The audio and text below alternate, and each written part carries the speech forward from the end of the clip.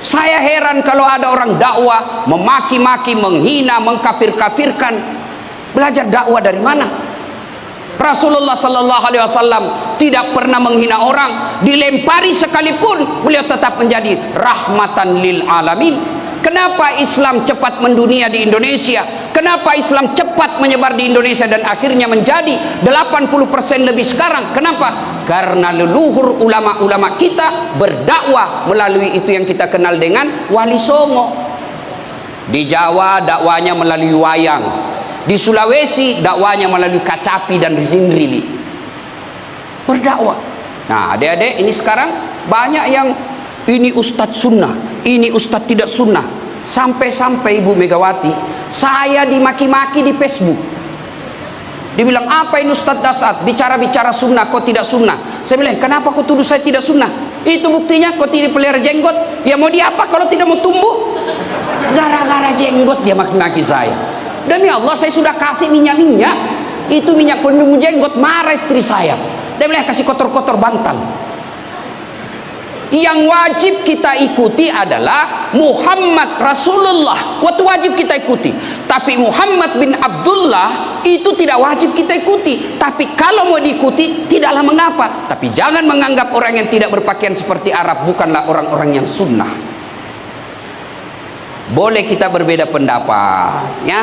Saya ingat waktu kecil dulu, Ibu Puan, waktu saya kecil, kalau saya sholat subuh, ada di samping saya tidak kunut, Allahu Akbar. Salat subuh, tiba-tiba kunut, ini samping saya tidak kunut, tidak ribut kita, paling dalam hati, oh Muhammadiyah. Itu aja. Ada takziah, tidak ada makan kue malam-malam, kita tidak ribut, oh Muhammadiyah. Sekarang Pak, maki-maki, padahal sama agamanya, sama nabinya, sama rukun Islamnya, sama kiblatnya, saling memaki gara-gara apa? Beda mazhab. Saudaraku yang menyaksikan acara ini, apalagi yang baru beragama, mulai belajar agama, biarkan belajar agamanya di medsos, melalui capture, melalui guntingan-guntingan potongan hadis, melalui guntingan-guntingan ayat. Ingat, belajar ayat, belajar Al-Quran, ada beberapa ilmu yang tidak boleh dipisah. Asbabun nusulnya, bahasa Arabnya, sejarah hukum Islamnya, harus kita tahu semua itu. Contoh paling sederhana. Ibu-ibu pernah dengar enggak ayat la ikraha fiddin? Bapak-bapak pernah dengar itu ayat? La ikraha fiddin, tidak ada paksaan dalam beragama. Kalau tidak disertakan dengan tafsir, salah kita memaknainya. Woi, kenapa kau judi?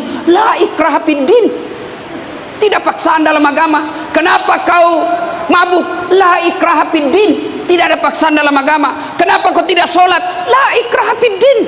Ini salah menempatkan ayat. Kenapa? Karena dia tidak tahu dan pelajari asbabun nusulnya. Hadis harus juga dipelajari asbabul wurudnya. Sejarahnya Nabi mengucapkan. Contoh, ada hadis yang mengatakan kuburan jangan kau tinggikan. Tapi kalau dibaca saja, apa sih kalau sekarang istilahnya itu, narasinya, redaksinya itu hadis, tidak boleh putus sampai di situ, tapi harus kita lihat juga syarahnya. Apa itu syarahnya? Tafsirnya para ahli hadis. Jangan kau tinggikan makam atau kuburan. Kalau bapak belajar sampai di situ, maka bapak akan melihat kuburan-kuburan ini salah, ini salah, ini salah. Padahal ada syarahannya, ada penjelasannya menurut ulama. Boleh ditinggikan 4, 1. Siapa? Para nabi dan rasul. Maka jangan heran makamnya Rasulullah tinggi. Yang kedua, yang boleh ditinggikan para alim ulama. Maka bapak pergi lihat imam-imam mazhab, tinggi semua makamnya. Dan memang itu ada sarahannya. Yang ketiga adalah orang yang mati syahid syariah. Artinya mereka pejuang. Seperti Sultan Hasanuddin, Diponegoro, pejuang-pejuang membela agama Allah. Maka jangan heran makamnya Sultan Hasanuddin di Makassar tinggi.